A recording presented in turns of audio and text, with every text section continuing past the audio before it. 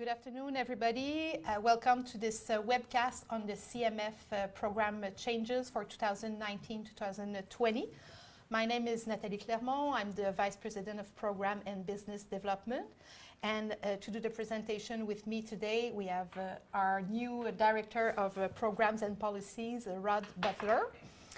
We'll be with you for the next hour. We will present you the main changes, and we will have a question period at the end. So that will be the way we are, doing this thing today. Perfect. So I would like to take this opportunity first to thank our funding contributors, so the Government of Canada through the Department of Canadian Heritage, as well as the Canada's cable, satellite, and IPTV distributors. So thanks to their contribution, we can make this program happen. As I said, there will be a question period at the end, so send us email or comment through the webcast page, and we will try to answer some of the questions. And if we don't have time to answer them all, we will communicate with you afterwards and give you the answers you need. So today we'll do a quick introduction and give you a bit of background on why we made those changes. We will talk then about the program budget, the gender initiatives that we have, then the changes to the experimental stream, the convergent stream, and we'll end it up with the question period. So we are going to use today the summary of changes that was published recently, or last Friday, I think, or the Friday before, in fact. And we will also use the budget and all the guidelines, dead key dates, and eventually the webcasts are all available on our website. So the webcast in the next few days will be up there. So what has motivated our changes this year? And I think these changes are probably the biggest ones that we did since the inception of the CMF in 2010. So one important thing was to answer, in fact, the directives giving to us through the Creative Canada policy framework, so by the Department of Canadian Heritage, and the two major ones were the expansion of the eligible triggers to the CMF funding, as well as the early stage development without the requirement of having a broadcaster on board. So we will talk about these two new things in a few minutes, and the added flexibility that was provided to us by the department as well. We did consult a lot this year, or in the past year, through the cross-country focus groups that we did around Canada, across Canada. We held also working groups on different specific topics. We've created also the industry leaders group, where we talk about subjects that will affect the industry at large instead of the CMF only. And we received a lot of written submissions as well. As you will understand, we are not able to respond to every request or every proposal that were made to us by the stakeholders. Many of them are contradictory, a lot of the time, I think. Sometimes. Yeah, so what we try to achieve is the right balance between what we are proposing, between all the different stakeholders. So we hope that we have achieved in some way this balance. These changes are implemented in a progressive ways, and will continue, in fact, to evolve over the next few years. We would like to offer kind of a bridge between the current environment and the new ones that will be put in place once the revision of the Broadcasting and Telecommunication Acts will be in place. So it could be a very different world, maybe not that much, so we'll see. We have no idea for now. So since then, we want to introduce progressive changes to keep pace with the industry. And we will continue for sure to consult with you on the different aspects of our programs. So over to Rod now for the budget. Sure. So the program budget for 2019-20 is largely the same. That's the takeaway. PE is similar to last year. The selective programs and first come, first serve are more or less the same, plus a little bit, approximately $200K in each of the programs, a little bit of a bump there. In experimental, there's an increase, a slight one. It's largely driven by the new kids program, which the deadline is tomorrow. Yeah. So get those applications in. But overall, and it's just to add, it's the partnership that we have with the Shaw Rocket Fund. So that's what Rod is talking about. Exactly. But overall, the program budget is largely the same as last year. So we're going to turn to the CMF's gender parity initiatives. And so this is the third year of our strategy. So previously in 2018, 2019, broadcasters were required to direct 25% of their envelope allocations to projects where, of all the enumerated producer, director, and writer positions, at least 40% of those positions were held by women. So this year, the requirement's going to get bumped from 25% to 35%. And it should be noted that in the selective programs, the 3 points that are designated for gender are going to remain the same. And it's the same for development envelope? Correct, exactly. Okay. So we'll start talking about the changes to the experimental stream. So we made a lot of changes to the experimental stream this year, and the first one is the introduction of the new conceptualization program. This program is really meant to give applicant a better opportunity to create and test a proof of concept, verify their design idea, concept, and concept assumption, or demonstrate a functionality in preparation for further stage of support. We felt that it is important to give new entrants or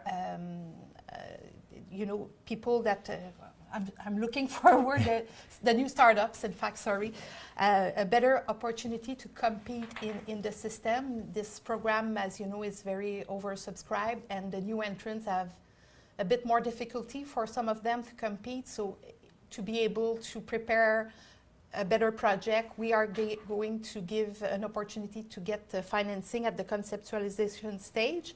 This program will be reserved for people that have never received money through the experimental stream before, so whether they are new or people that have applied and have been refused in the past. So this is up to $15,000 per project, and you can only apply or receive money once. So that's the new conceptualization program that will be available to all type of eligible project in the experimental stream, whether the focus is more on innovation or on potential of commercial success. The second one is that the prototyping program that used to be within the innovation program is now a program on its own. So once again, every type of project, innovative or commercially focused, will be able to access prototyping money. I think it's a way to go, through the different stages. Sorry. No, it's fine. It's a different stage. So going to conceptualization, to prototyping, to production. Next one is the elimination of the convergent project ineligibility. So in the past, if your project was linked to a TV or a feature film IP, you could not support or submit, in fact, your project, the DM component of it, to the experimental stream. It had to go through the convergent stream. Now you will be able to apply with your convergent DM project, and this project, if it's selected, will count into the convergence requirement. We did also a little clarification about ineligible project. It's not a new approach, it's just that it was not written, and we've decided to make it clearer in the guidelines. So the gamification of non-cultural digital media content or software application are now eligible in the experimental stream. So if you have a pharmaceutical or medical or oil industry project, but you gamify it, it is not enough to qualify it as a game, so you won't be able to apply and get money for this type of projects. One big change that is applicable to both innovation and commercial is that we are merging two stages of support, the production support and the marketing and promotion support. It used to be two different activities that you have to apply to separately. It is now combined in one production program. So when you apply for production, you have to have in your production budget some costs, a certain percentage of costs that will be dedicated to promotion and marketing. It's mandatory. We feel that projects in the experimental stream really need, all of them, really need promotion money from the start of the production to build your fan base and interest audience to your projects.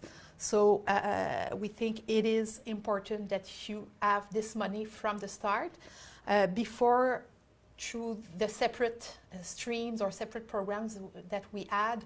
It was not possible for us to support all the marketing of all the projects we have financed, so very few of them got money. So now everybody will get money for promotion, so you will be able to promote your game or your VR or your ebook or your interactive web series or whatever you are proposing with marketing money from the start.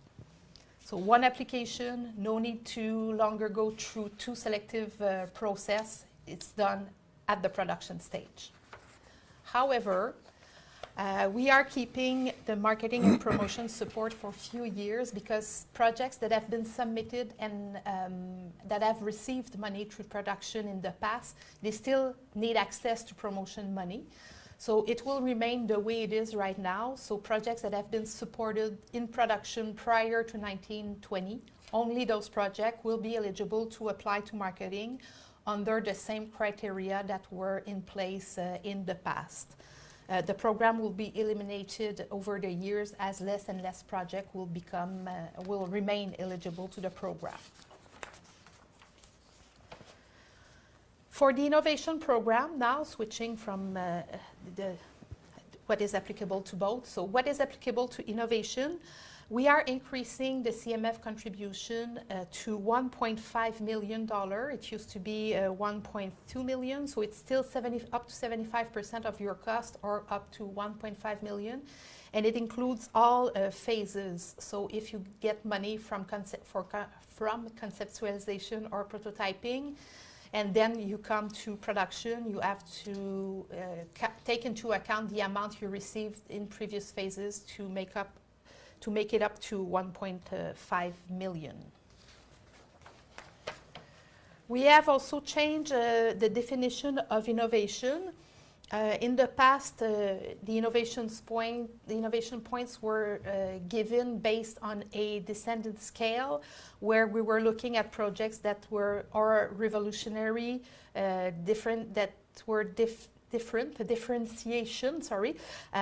improvement or iteration, and the higher you were on the scale, the better chances you had to receive funding.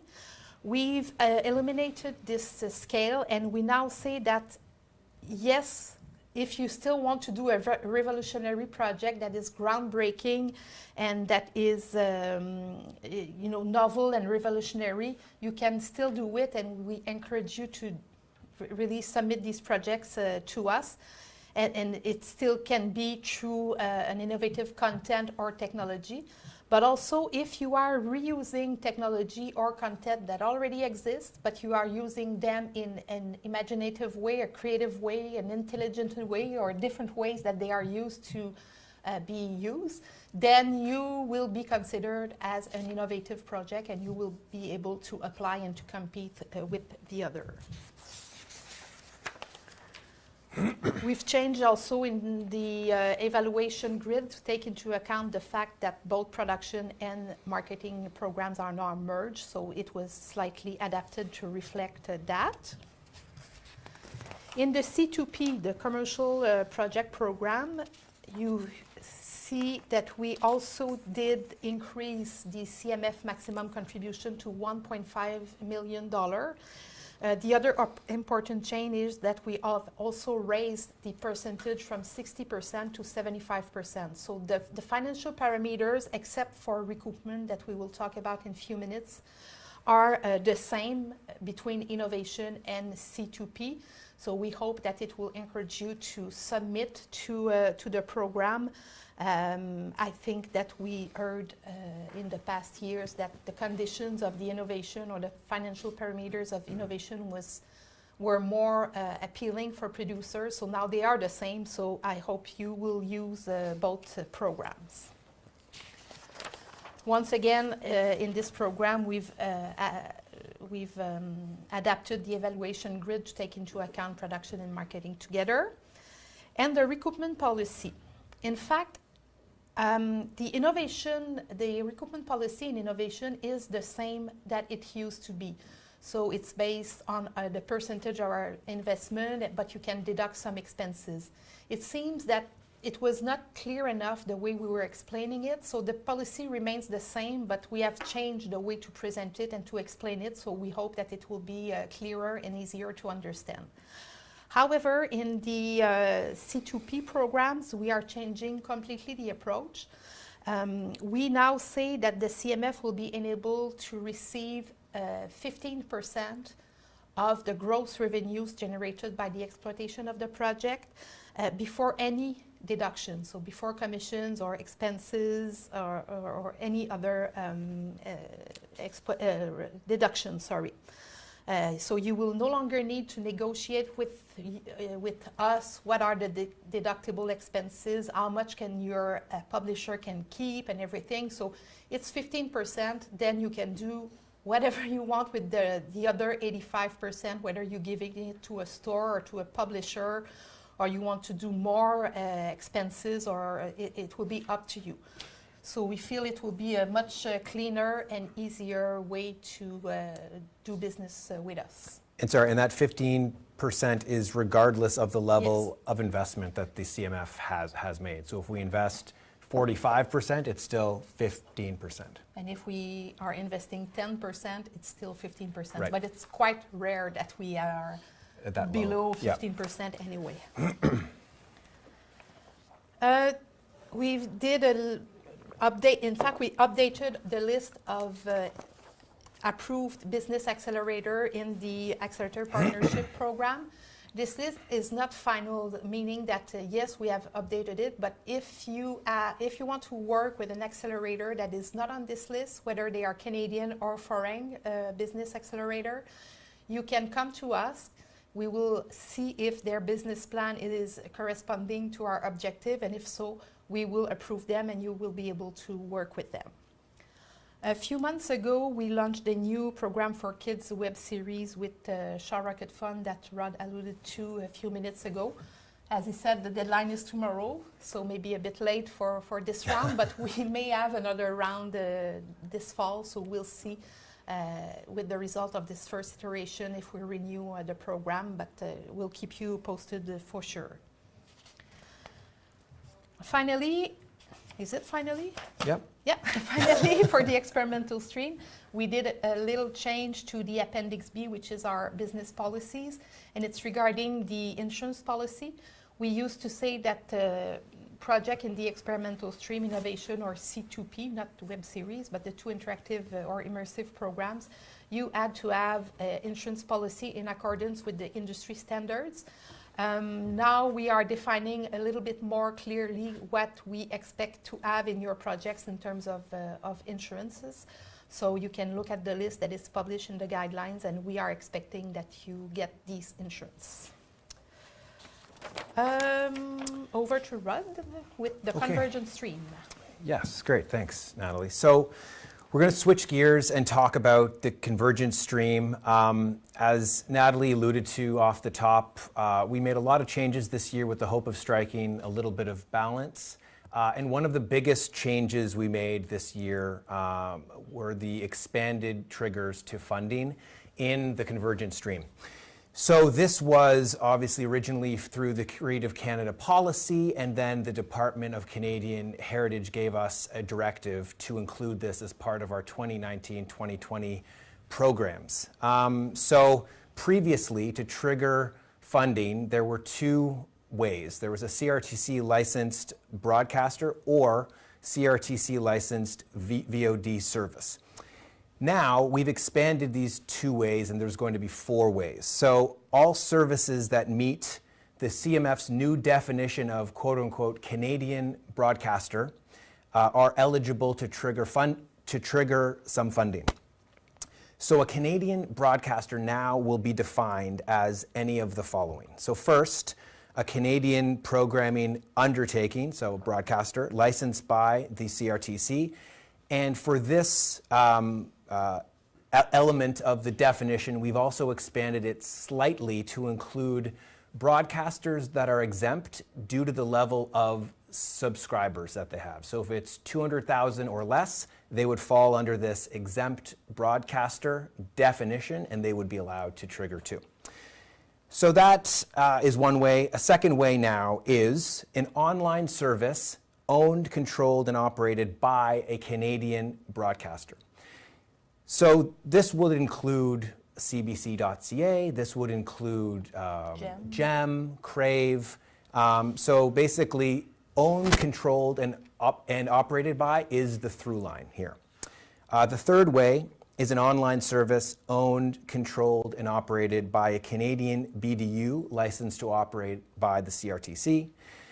And the fourth way, which is what we've had all along, is again a CRTC licensed VOD service. So there are some notes with regards to these changes. First, with regards to tax credit information, we encourage everyone that has any questions about this to reach out to their CAVCO office and discuss the implications of their particular project with these new triggers. Kind of along with that, I think it's important to note that the CAVCO online expansion shown in Canada list is not necessarily the same list that we have here in our rules. So again, it behooves everyone that has a question to reach out and speak to the CMF for questions about the CMF's policies and guidelines, and to CAVCO for questions on the applicability of the federal tax credit.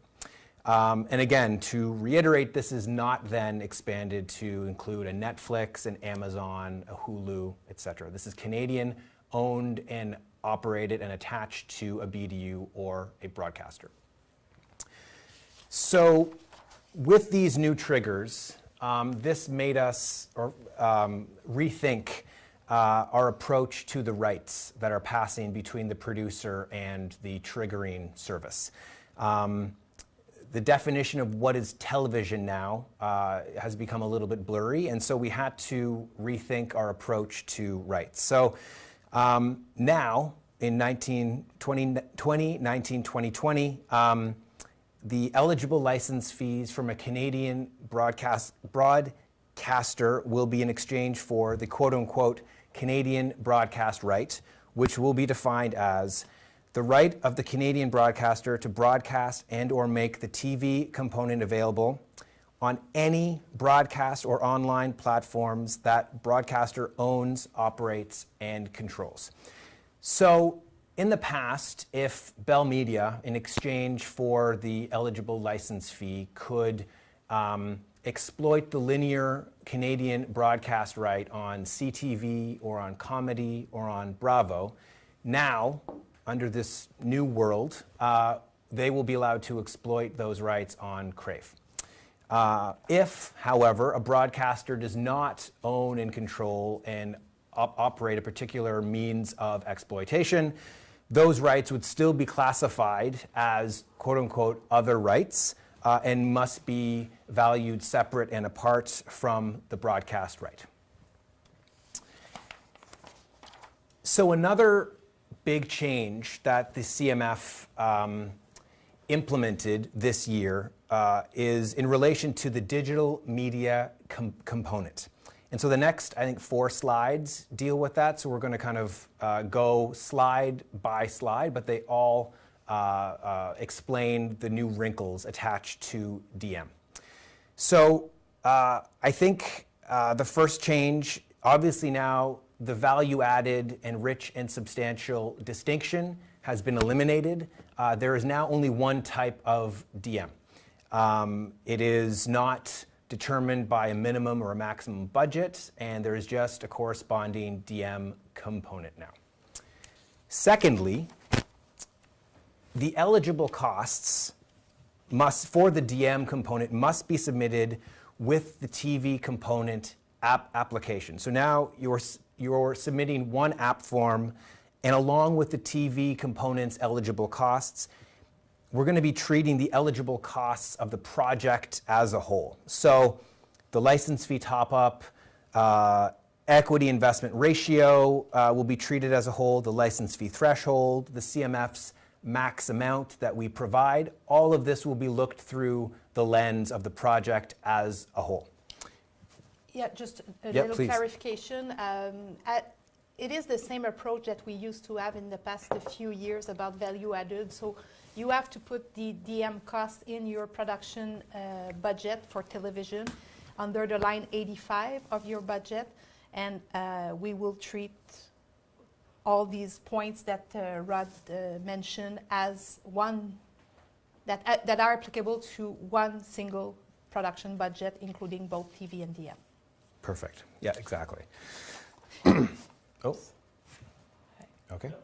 The next change to the DM component is a slight shift. So while there's always been a requirement that the DM component be cohesive with and synchronized with and augment the viewer's experience of and with the TV component, there's now going to be an increased emphasis on discoverability, promotion, and marketing. So it was always there as an option. I think we're going to stress that a little bit more this year, how the DM really serves the TV component and tries to make it as widespread and as discoverable as possible. So social media campaigns are fine under this new definition, but I think it's, just to make sure everyone's on the same page, you would still have to meet the definition of a DM component. So you couldn't just say, oh, I tweeted. You would have to actually meet the definition and check all those boxes, but there will be an emphasis on promotion. So finally, we're also going to expand the definition to include purely audio projects this year. So if you have a podcast that you believe would help the discoverability of the TV show or the TV project, that would now be allowed. We've just made this explicit in our guidelines. And under the same, I guess, a consistent change we've made in terms of an emphasis on discoverability and promotion, with regards to the allowable marketing expenses, we've expanded that. So it's going to go from the lesser of 5% of categories B and C of the budget, or $300K, to now the lesser of 5% or $400K. We are now turning to the changes we made to the performance envelope program, and the first ones that we did are about the performance factor weight that we are using in the envelope calculations to give envelopes to each of the broadcasters. So the first changes we made is to reduce the historic performance weight from 15% to 5%. And the 10 points are now going to regional production. So regional production is going from 20% to 30%. So it may have a huge impact, we hope, on the regional production. We hope that the broadcasters, will be incentivized to trigger projects in the regions. And we also hope that the smaller broadcasters that are sometimes triggering a bit more in regions will benefit from this added weight on regional. In French, it's the same approach, but the percentage were different, so they are a bit different than in English, but it's HP declining from 25 to 20 and regional increasing from 10 to 15.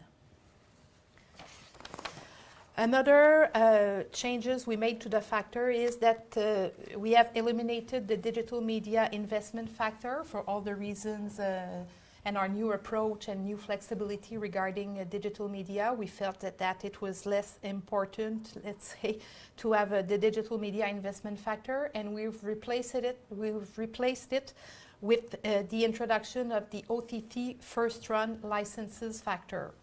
So broadcaster who choose to broadcast their television component on their OTT platform first for at least 7 days in exclusivity, they will be able to claim the OTT factor. However, they will have to choose between the OTT factor or the original first run factor that they are used to work with.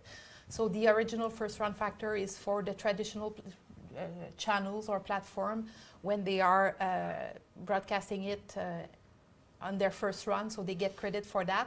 We had to create a different factor for these new platforms because for the OFR, we are using the audience numbers to get the calculations we need.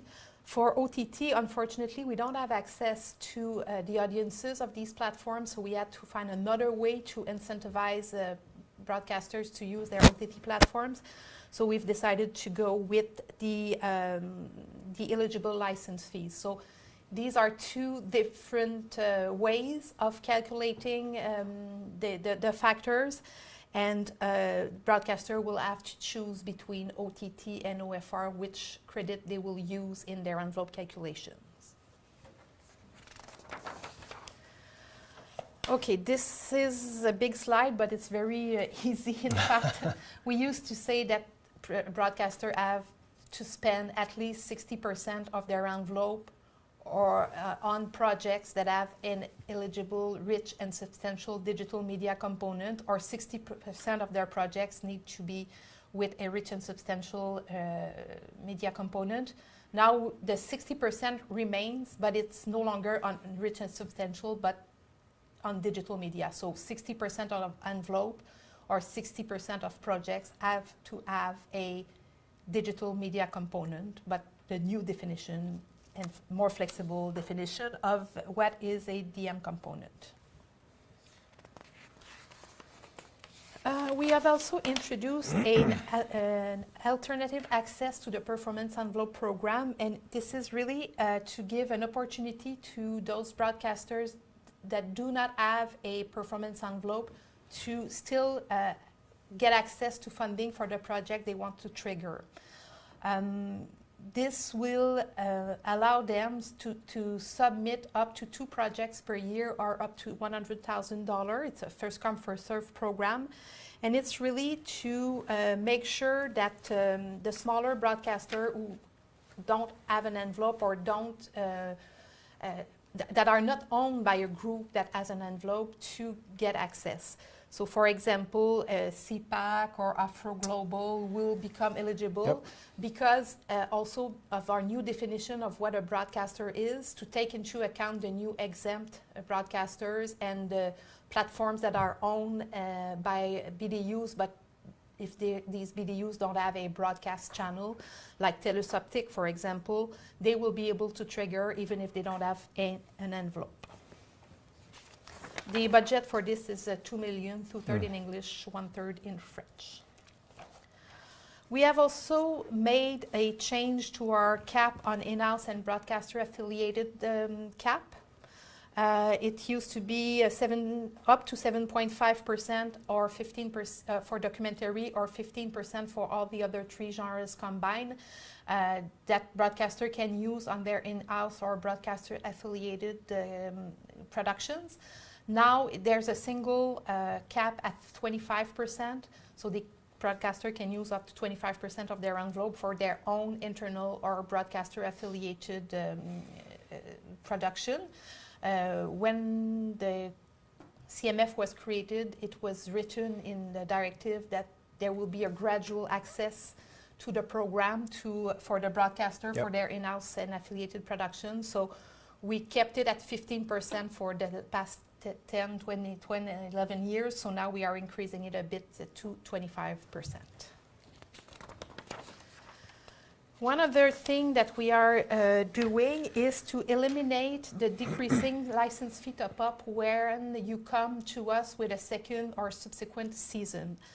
We used to do in the English market, when you come with a second, when you come for a first season, you are allowed to have up to 20% of our financing or of your budget as a license fee top-up, and over and above 20% is becoming equity investment. So as you were coming with your second season, we were decreasing our LFP contribution by 2% and 2% per new season up to a floor. We've put this rule in place many years ago, in the hope that we would get more recoupment or more return on our investment where we see successful series that are renewed for many seasons. However, unfortunately, the recoupment that we get from television project is declining and in an important way compared to experimental, where it is growing. In television, it's shrinking year over year. So we feel that this policy or this rule didn't achieve the goal that we have put in place, or we were hoping that it will help us achieve better ROI. It didn't happen, so we are just eliminating a rule, and it will be easier for everybody. It is not retroactive, so if you already came in with your second and third season and you were reduced, these seasons won't be back to 20, but your new fourth season, for example, you will be able to access up to 20% as a license fee top-up.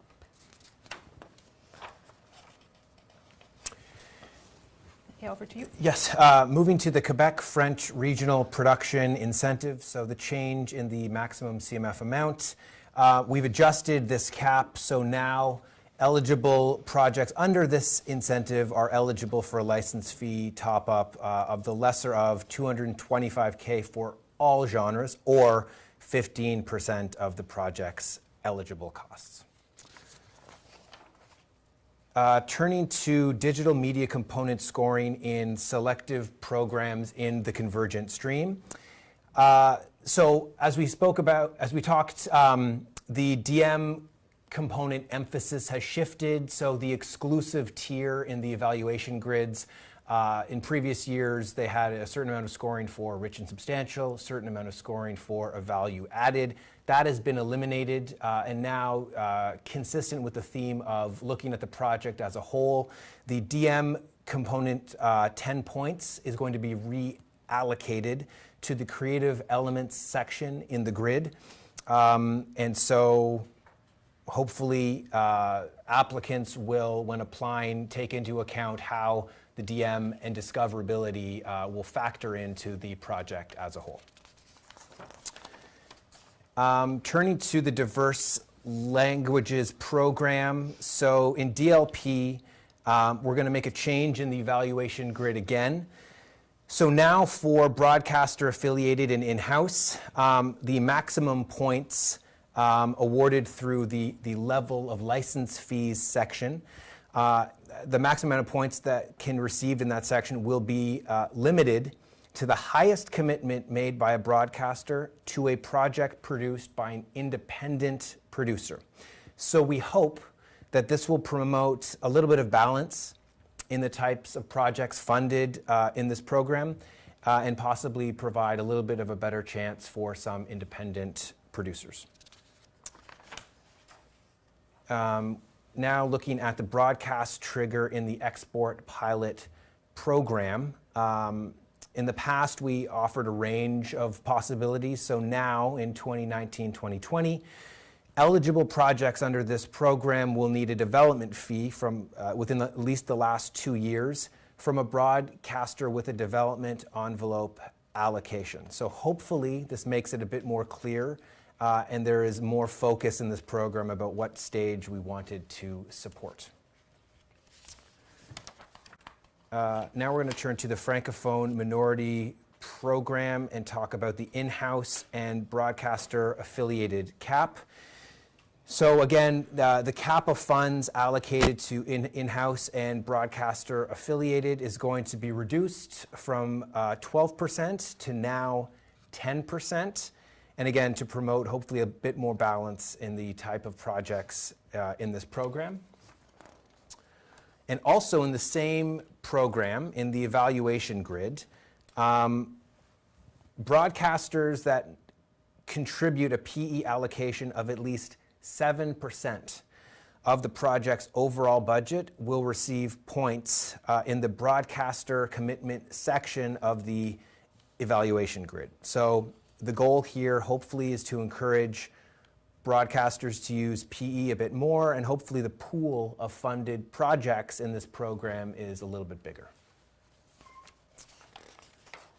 So now turning to the elimination of the CDMI. The CMF beginning in 2019-2020 will no longer offer the Convergent Digital Media Incentive.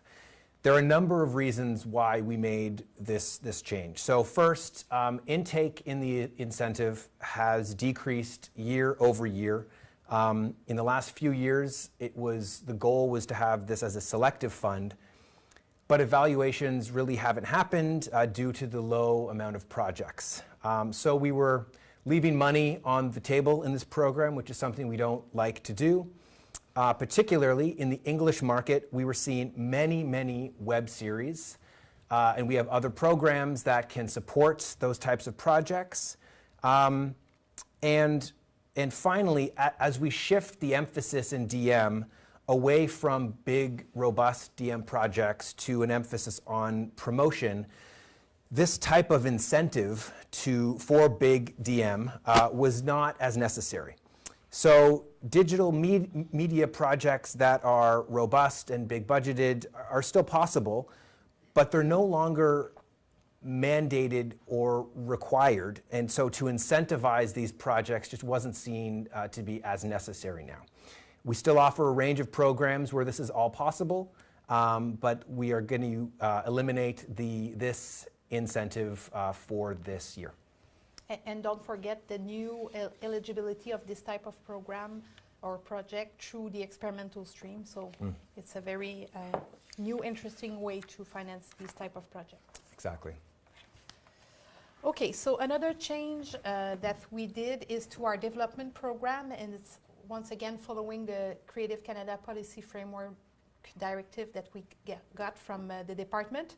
So we are creating this early stage development programs that will help support the beginning of the creative process without to have a broadcaster attached from the beginning. And we are offering 2 different access points to this program. The first one is for screenwriters directly, so screenwriters that have some experience, seasoned screenwriters, in fact writers, that have at least 10 hours of produced and broadcast hours of their work. However, for feature-length documentary, we are a bit more flexible, and we say that you need 6 hours of that. You will need to be incorporated. We are not going to provide money to individual, but you have to be incorporated, but it has to be your own company. So the money is going directly to the writers, and it's available for all genres that are eligible at the CMF. So that drama, doc, children and youth, and variety and performing art. The second access point is dedicated for producers who are already working or having a contract with a screenwriter. So it's still focused on writing.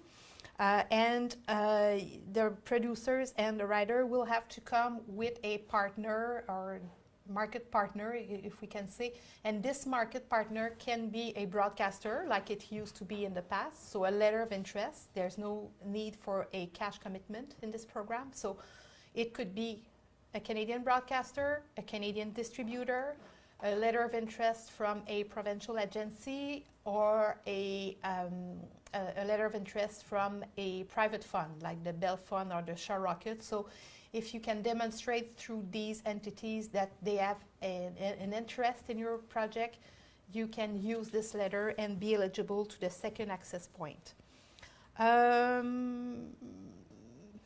Yeah, I think that's Pretty it good. for Yep. the early stage development. However, this second access point is very similar to what we used to have in our pre-development program. So we are eliminating the pre-development program in both markets. Yeah, it's simple as that. So now you have access to pre-development money through the early stage development program. We have also clarified, it was the way we were doing it, but it was not clear enough in the guidelines. If you apply to one program to have access to development money, you cannot apply to another program for the same project in development. So you cannot double dip, as we say, between two programs in development. You have to choose whether it's development envelope or Aboriginal, but you cannot combine both. A little clarification here.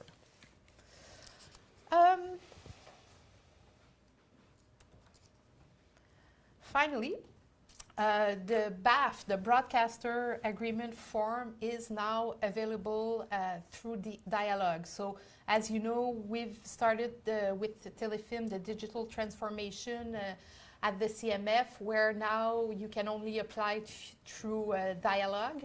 However, your BAF in the past was still required to be filled on paper. So it's no longer the case. You have to fill your BAF in the system through dialogue. It's triggered by the producer who is filling all the simplified BAF. And you will then have to send it to your broadcaster, who will sign it, will review it, will sign it, and will return it to you so you can apply with your BAF. So it is available today.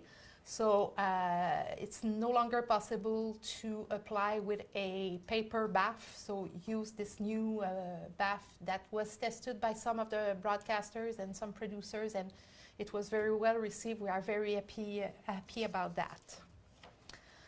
So it's now almost time for the questions. We have already received a lot, so maybe we won't be able to go through them all, but for sure we will respond to you by writing, or we will call you if we are not able to get to your questions. However, before we do that, I just want to tell you to keep in touch with us in the next few weeks and months. We will launch new programs. We cannot do otherwise but launching new programs, it seems. So and this includes for sure the Chorus CMF Page to Pitch program, which is in its 7th and last year of operation. So make sure that you take all opportunities to apply to this program, and the guidelines will be out soon, but they will be identical to what they were in the past 6 years. Also, most of our international incentives that we have with foreign agencies around the world will also be renewed, but the dates are still to be determined. And we are negotiating presently with some new foreign agencies, so we will publish them as soon as we know. So one last thing that I want to raise is that our program administrator at Telefilm Canada is going on the road in the next few weeks. In fact, it starts next week in Vancouver. Dominique, thank you. So they will go across the country to meet you, to explain the new programs, answer your questions that are broad or very specific to your project. So please register for this tour. They will be in many cities around the country in the past month or so. So maybe we can start taking questions, Rod? Yes. Okay, so someone is asking about the expansion of the type of new services that are eligible to trigger funding. So I think we've talked about it. So it's Canadian platforms that are owned, controlled and operated by a broadcaster or a BDU. So these are the new two entities that are able to trigger over and above those that were able to trigger. So we can give some example like GEM, like TELUS Optic, Crave, Afro Global, CPAC, and many others. In the French market, we had a question that I guess is relevant to the English market also. For example, National Film Board, NFB, is not an eligible trigger because they are not owned, controlled, and operated by a Canadian broadcaster or BDU. Exactly. So they are not, unfortunately, for now at least, an eligible trigger. And again, on this point, I think there's questions I saw in advance with regards to why the limitation is on just these broadcaster and BDU. Right now, that's the direction we received from the department, and we're going to roll out our policies this year. We're always looking for feedback, but right now, the reason why it's limited just to a BDU or broadcaster is this is the directive from the department, and we will always make sure or try to ensure our policies expand as the marketplace does. Okay, questions here related to the early stage development program. Is there a limit to how many letters of interest a broadcaster can give out? I think the answer is 2. Yeah, it's in the guidelines, I think. Yep. It's in the guideline, and one single broadcaster or entity, distributor or private fund or provincial agencies can trigger up to 2 projects or give, not trigger, but give 2 letters.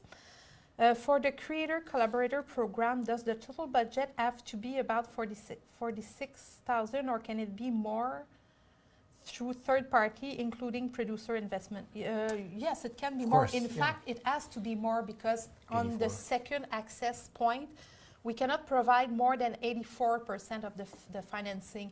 It's a requirement from our contribution agreement and I guess with the Treasury Board. So we can provide up to 100% for the scriptwriter direct program, but for the collaboration one, yes, you have to find at least 14% through other means, whether it's your own investment as a producer or with another partner. So yes, it can go higher than 46,000. Definitely. How new does the writer have to be? Okay, it's not for. In fact, the script writer or the first access point is not for new script writers. Maybe do I write it? Write it right? It's for seasoned screenwriters that have already at least 10 hours produced. However, in the second access point, it can be a new writer as long as there's a producer attached. So I'm not sure if I answered the question correctly. No, and I think also this person is writing in terms of if the credits are older or not. If they have the 10 hours, but if it's from a while ago, would they be eligible to access? If you have the 10 hours that meet our criteria, if it's older, that's perfectly fine. We want to ensure that creators have a voice, and so if you've met that 10-hour threshold, you would be eligible to receive money in that program. Okay, does the idea for this have to come from writer or can it come from the producer? On the writer's access, for sure it has to come from the writer because there's no producer attached, unless you are your own producer. And for the producer,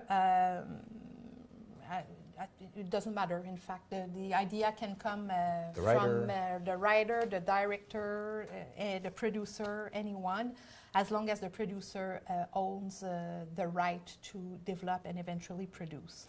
Yeah, and I guess on this, in terms of the spirit and intent is the writer access portion is for writers. So if you find you're a writer but your idea is not really yours, that probably sounds more like you would benefit from the collaborative access point. So we're always, with our guidelines, we always try and do our best to explain exactly what we mean.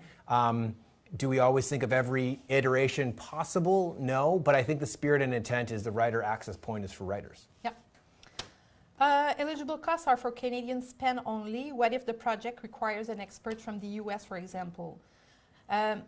Unfortunately, this program is at early stage development, so we feel that you have to spend the money here, and eventually, if you want to have foreign experts or have foreign costs, then you will have to apply to development where it's eligible, right? No? No, the scriptwriters, no, but they can still hire an expert and... as part of it. Okay, we'll come back to you on this one because we But are not not sure. But not in this program, that's one thing for sure. In this new program, PFCO is substantially lower at around 10% or less. Yes, that's true. Some people were even proposing that there was no eligible PFCO to this program. We felt it was a bit Too rough, aggressive, yeah. too aggressive. So yes, to the second access point, you can have access to a little bit of PFCO. And is there a new budget template? It's not a budget template, it's an expenses template or cost template that you'll see in the guidelines, and you have to abide by those costs.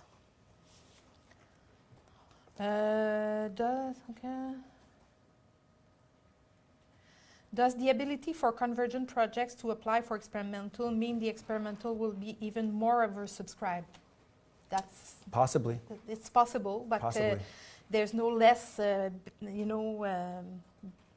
no less importance on convergent than on experimental now. So if a project that is coming, that is convergent, has a potential for innovation or potential for success, we don't see why now we would not be able to finance this. Exactly. Them. They have to compete, they have to abide by all the criteria, and if they are able to compete, then they are good. And I don't see that we will receive as many convergent projects as a non-convergent project, but who knows, and we will adapt once we'll see the intake. And I think, as Nathalie said off the bat, we've tried to strike a balance, and so this is one of these things where we thought this would be, as our goal is obviously platform agnosticism and to focus on content. We felt, yes, this could be obviously more competition for experimental producers, but we want to make sure that we fund the best content, period. Okay, there is a question about the threshold and how it works with television and digital, and the fact that now you have to pay for the combined costs. I think we will come back to you in a separate conversation. And one thing I should have said is that during this year, we will put in place a very, I wouldn't say working group because we are using this, a discussion group or a deep diving working group to work on the performance envelope program. And it will include all aspects of it, who has access to it, larger groups, smaller broadcasters. The license fee threshold will be questions for sure, because it's a subject that is coming again and again every year. The rights that are, that you are able to claim with your license fee. So we will invite some people to work with us on this topic, but the license fee will be one of the top priority for us during these discussions. Yeah. We still have 2 minutes.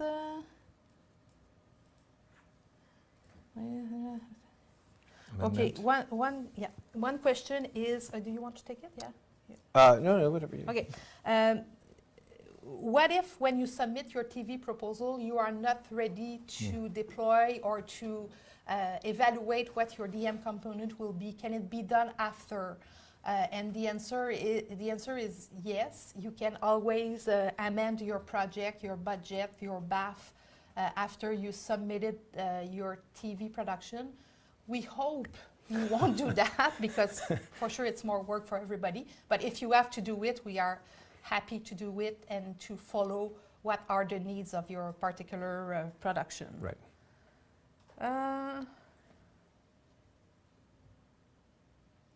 Independent. Okay, so we have a few other questions, but I don't think we will have time to answer them. Oh my God, there's a lot of them. Okay.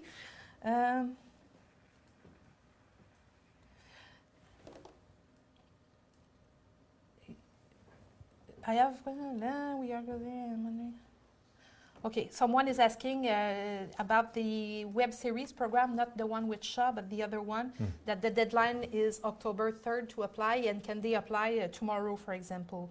No, you can't. The portal will be open few weeks, maybe, Dominique, before the deadlines.